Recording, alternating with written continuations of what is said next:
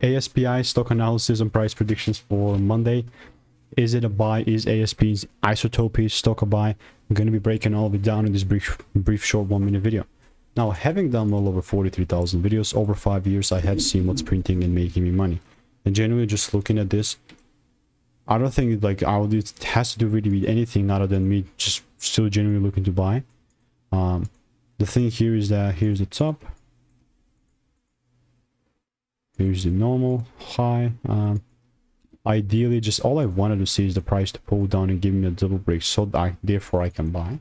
But if it doesn't sort of pull down and gives me any sort of a shift in a double break, then why the heck would I even bother? You know what I mean? So that's how ASPI is looking like.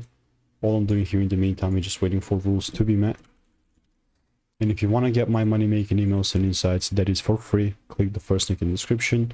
And if needed, again, you just get picks and all that good jazz for free first link below. See you in the next one. Goodbye, Ninja.